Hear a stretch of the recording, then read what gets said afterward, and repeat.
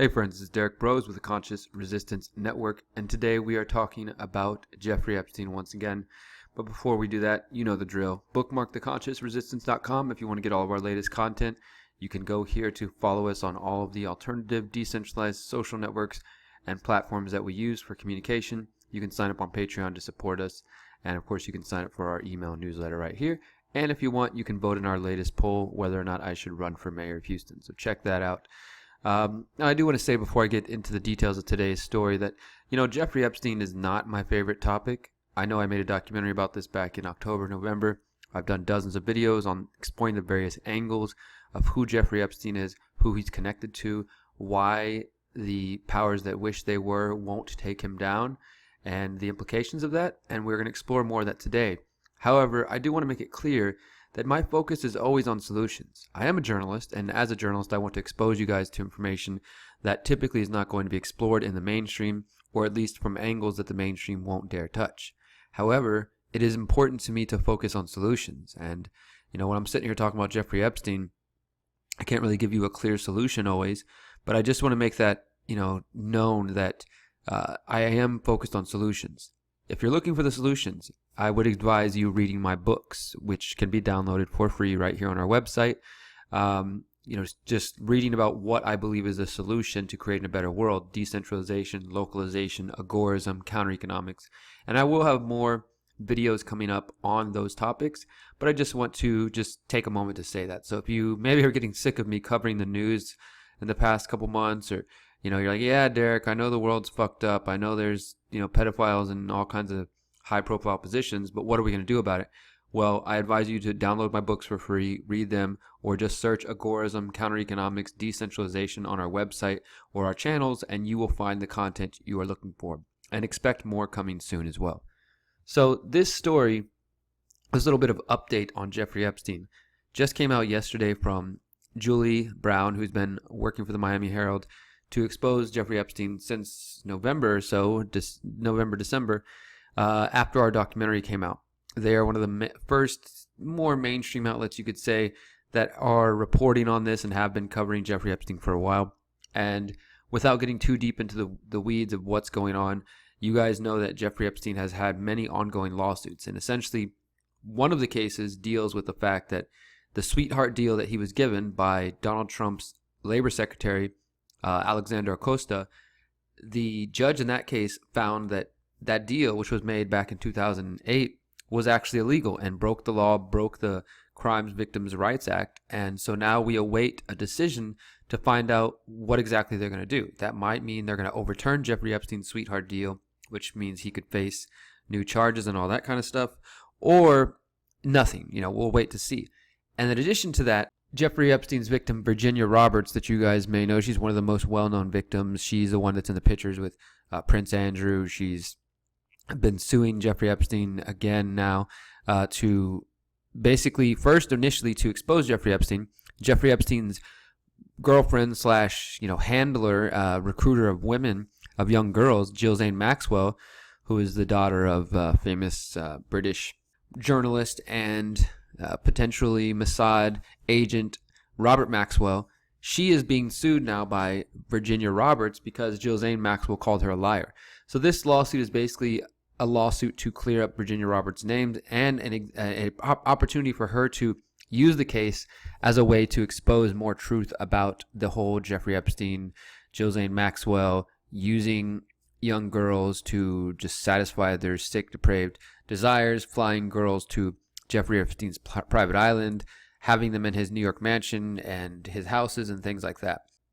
A new victim has now come forward, filing a sworn affidavit in federal court just yesterday in New York, saying that she was sexually assaulted and her then 15-year-old sister molested by Epstein and his companion, Ghislaine Maxwell, in 1996.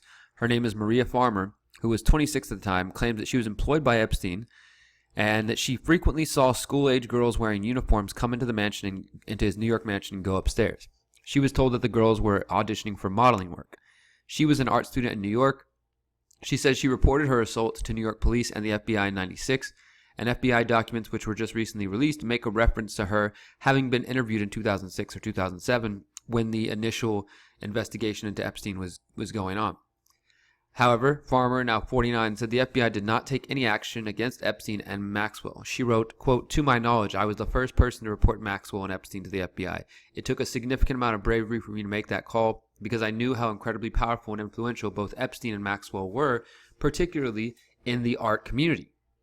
So this goes on. The affidavit that this woman, Maria Farmer, filed is one of 15 exhibits attached to a defamation complaint filed in federal court as part of the Virginia Roberts lawsuit, as I said, against Alan Dershowitz. And of course, she's also kind of trying to expose Ghislaine Maxwell. She claims in this lawsuit, as she has in past court filings, that Alan Dershowitz, and again, Alan Dershowitz is one of Epstein's very well-known, powerful attorneys. Let me see if they have an image of him in here. Right here, he's seen with Jeffrey Epstein, he's now a Fox News commentator. He's gone on the record, completely denying that he had anything to do with this. Of course, we've caught him in a lie before where initially he said he'd never been involved at any of this. He never received any massages. Then we found out that was a lie. And he said, well, I did have a massage, but I was there with my family and nothing ever happened. And so he claims that by releasing all of the records related to Epstein's case, he will be exonerated and that the documents will prove that he is innocent and that Virginia Roberts is lying and that he never had sex with any underage girls, although the evidence does seem to indicate that him and Prince Andrew and others were involved in Epstein's sick, depraved nature. So Maria Farmer's affidavit and other documents that are attached to the lawsuit are meant to bolster Virginia Roberts' case that Dershowitz has maliciously spread false information on behalf of Epstein in order to intimidate and silence her. She says, "I know that standing up for myself and others will cause Mr. Dershowitz and Mr. Epstein to redouble their efforts to destroy me and my reputation, but I can no longer sit by and not respond. As my complaint shows, my abusers have sought to conceal their guilt behind a curtain of lies. My complaint calls for the accounting of which I and other victims are entitled." So it's really interesting here. And of course, Dershowitz saying everything here is just complete bold lies. But as I said, he's already been caught lying before, first initially denying even having anything to do with this, and that was later proven wrong. Although the lawsuit does not provide evidence of Virginia Roberts having sex with Dershowitz or provide the dates when the abuse allegedly happened, it does provide a chapter and verse history of his public statements and attempts to discredit each of his statements by showing counter evidence. For example, Dershowitz says that he has never seen any underage girls when he visited Epstein at his home in Palm Beach, New York, or New Mexico. But Maria Farmer, who just filed this affidavit in this case, says that one of her duties working for Epstein was to staff the front door to his New York estate and to keep track of visitors. She says, quote, "On a number of occasions, I witnessed Dershowitz at the New York mansion going upstairs at the same time there were young girls under the age of 18 who were present upstairs in the house." She said that Dershowitz was so comfortable he would walk into the mansion and go directly upstairs. Dershowitz said that this was impossible because he didn't meet Epstein until 1996, and "I was never upstairs in Jeffrey Epstein's apartment, never, ever." He just says this is lawyers just trying to get rich off him, but we don't really know. Now, there's more details here. Maria Farmer does not say if she saw Dershowitz or if she saw him in the presence of young girls, but the lawsuits point to at least one witness, and we've talked about this witness before. This is Epstein's former house manager, butler, Alfredo Rodriguez, who died after going to prison. This is the guy that had the little black book that had a list of all Epstein's contacts, including Kissinger, Trump, the Clintons, and all kinds of powerful people. That guy went to prison for allegedly trying to sell the little black book, and he died shortly after that, and some would say in mysterious circumstances. There's also more evidence here where this is where it gets interesting, where another woman, Sarah Ransom, submitted an affidavit with new details about sex she claims she had with Dershowitz. She says that she was introduced to Epstein when she was 22 years old and living in New York. She claims that she spent time at Epstein's mansion and was, quote, lent out by him to his friends for sex. Among those friends was Dershowitz. She says she had a three-way sexual encounter with Dershowitz and Nadia Marcinkova, who I've talked about in our documentary, who was another young woman who was helping Epstein recruit these girls. So there's, just ongoing allegations coming towards Dershowitz. And I hope that this 80-year-old dude, if it is indeed true, will be exposed before he dies, because he's a powerful lawyer with a lot of connections, but he continues to deny that he has anything to do with this. Now, the main reason I wanted to touch on this, because as I said, Epstein's not my favorite topic. I don't want to just keep rehashing every time there's a simple update. If we get big updates, I will update you. But this has a piece of the puzzle that I don't think that they fully explored here in this story. So they have lots of details here, but I think that they could have gone a little deeper on this particular aspect. So let's just take a dive. In recent months, Dershowitz has stepped up allegations that Virginia Roberts' accusations against him are part of an extortion plot to blackmail an Ohio billionaire. The billionaire is identified in the lawsuit as Les Wexner, the CEO of the Limited Brands, which also runs Victoria's Secret, and including the Victoria's Secret fashion show, who was Epstein's top financial client. Dershowitz alleges that Virginia Roberts and David Boies, a prominent New York attorney known for representing Al Gore, falsely accused him in order to get Wexner to pay hush money so that Wexner would not be similarly tarred by the claims. But Virginia Roberts has never publicly named Wexner as among those she was forced to have sex with, and in the lawsuit she said that neither she nor her lawyers have ever demanded or received money from Wexner 81. The lawsuit points out that Virginia Roberts' allegations against Dershowitz predate the time she was represented by Boies and his firm. So it doesn't seem like this is motivated by money. I know some folks are willing to believe that, and they'll say, this is just a woman trying to go after a rich, wealthy, good man. I think that we have so much evidence now that, we'd have to really call that into question. Wexner, Leslie Wexner, also figures into Farmer's story, the new claim. So let me see if I can keep this balanced. Virginia Roberts is the woman who has been accusing Jeffrey Epstein, one of the original victims, for more than a decade. Maria Farmer is this newly filed affidavit that just was filed Tuesday in court in New York. But she also mentions Leslie Wexner. She says that during the time she was employed by Epstein in New York, that he arranged for her to work on an art project at Leslie Wexner's Ohio home in the summer of 1996. She stayed at Leslie Wexner's $47 million 30-room estate for a time, working on the project while babysitting her two younger brothers, who were also staying with her at the mansion. One day, Epstein and Maxwell visited and escorted her into a bedroom and then proceeded to sexually assault her, she wrote. She said she fled the room and called the local sheriff's office but did not get a response. When she tried to leave the property, she said Wexner's security staff refused to let her go. Quote, I was held against my will for 12 hours until I was ultimately allowed to leave with my father. She said Epstein took her and her younger sister, then 15, to a movie in New York where he allegedly rubbed her younger sister in a sexual manner. He then flew the 15-year-old to his ranch in New Mexico, promising her mother that he would help her with education. Instead, Epstein and Maxwell directed her sister to take all her clothes off and get on a massage table where they touched her inappropriately. Epstein subsequently flew the sister to Thailand to study, and Farmer did not learn until later what happened to her at the ranch. And who knows what else happened to her if he's flying her around the world. Afterward, she said Epstein and Maxwell called her multiple times, threatening her. Maxwell and Epstein contacted my art clients and individuals in the art community in an effort to ruin my art career, she says.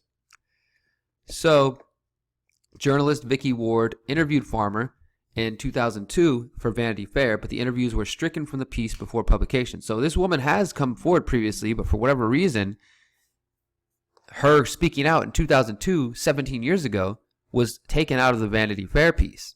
And a 2015 piece written by the same journalist, the writer said that Epstein had pressured Vanity Fair's then editor, Graydon Carter, not to publish the allegations. So there you go. Epstein's got contacts in Vanity Fair and all kinds of places and can get a story removed. And so we only find out about it 17 years later. This shows you the power of Epstein and his reach, and of Dershowitz and all these people. So as I said, there's some claims here that haven't been explored. I know I'm getting a little bit deep into this, but I hope you guys have been able to hold on to what's going on. We have Virginia Roberts, one of the original accusers, in this lawsuit. She's in an ongoing lawsuit against Jill Zane Maxwell and an ongoing lawsuit against Alan Dershowitz. And a new woman comes forward, Maria Farmer, who apparently tried to come out in 2002 and spoke to Vanity Fair, but Epstein put pressure on the editor and the story was removed. Now, 17 years later, she's coming forward and she's saying that her and her young sister were abused by Epstein, and the abuse happened in the home of Leslie Wexner, who is the rich 81-year-old dude who owns the Limited Brands, including Victoria's Secret and the Victoria's Secret fashion show. Now, why is this important? You guys may remember this video I did, the evidence for Jeffrey Epstein's Mossad connection.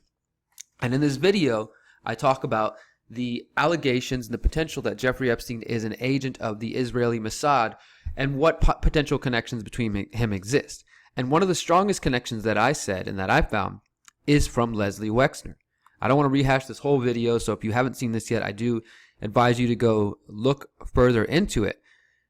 But I'll just show you this little clip here. When you look into who Leslie Wexner is and you start to make these connections, as I said, he runs the Victoria's Secret fashion show. And what does that mean? Well, that would be a perfect place for somebody like Jeffrey Epstein to take women out of, to recruit young girls, teenage girls from the modeling industry.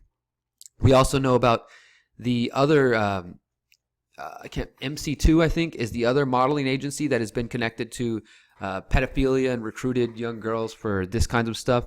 So these guys, these rich guys, they have influence over the media. They have connections to modeling agencies, and they're able to recruit young girls for prostitution or straight up rape of them. And this guy, Leslie Wexner, was one of Epstein's first clients. And if you know anything about Epstein, you know that there's really not much evidence of where his actual wealth comes from. Most people think that it came from Leslie Wexner, because Epstein's mansion, for example, in New York came through Leslie Wexner. It was Leslie Wexner's mansion that he sold to Epstein. So there's some obvious connection here. There might have even been, some sort of romantic relationship. We don't really know, but more than likely, it seems like they were collaborating together to recruit young girls. Now, again, I advise you to read this article, to go back and watch my video, The Evidence for Jeffrey Epstein's Mossad Connection, where I talk deeper about who Leslie Wexner is and how his connection to Jeffrey Epstein is relevant. But I found that interesting because now we have more evidence from a new victim coming forward that there was a rape that took place in the home of Leslie Wexner. And Leslie Wexner, again, runs Victoria's Secret fashion show. This is the main way they recruit young girls. They get young girls into modeling. They promise them all these different things. They get them into MC2 or into Victoria's Secret, and they're around all these old dudes, and they get sucked into this world where they're getting raped, shipped around the world, trafficked, and I think we're still just barely cracking the case and getting to the bottom of it. But now we have a little bit more piece of the puzzle, and hopefully soon these people will be exposed. If Alan Dershowitz is lying, which I would say there's more than enough evidence for any thinking person to at least question this dude. He thinks he's so smug, and he thinks he's safe. He's untouchable. But I hope that will change soon. So we're going to follow this case, and we're going to see what we can come up with, what real actual solutions we can come up with. And as I said, I will be putting out more videos focused on solutions, not just following pedophile news, because it's unfortunate, but it's also something that needs to be exposed. So I'm going to keep talking about it until people accept it, until people see what's going on, and until Jeffrey Epstein is in prison, until Alexander Acosta is in prison, until everybody who helped him get away with these deals is in prison, or at least exposed, and they can't travel, they can't go out in the streets, because every time they do, somebody calls them out, somebody puts a camera in their face and calls them a criminal, a pedophile, assistee, helper, whatever you want to say. That's the world we need to get to. People need to be held accountable. And if not, well, you guys know what happens when criminals run the world. It looks like 2019. So we need to work to expose them in whatever way possible. So if you appreciate this content, please, please, please do like, share, follow, subscribe. Shares help. Shares, guys. Shares. I'm not on the mainstream Facebook, Twitter, and all that stuff. So please share my work wherever you want to. Share these videos, and I will keep doing the work to dig and make the connections. Thank you so much for your support, and until next time, remember, you're powerful, you're beautiful, and you are free. Peace, my friends.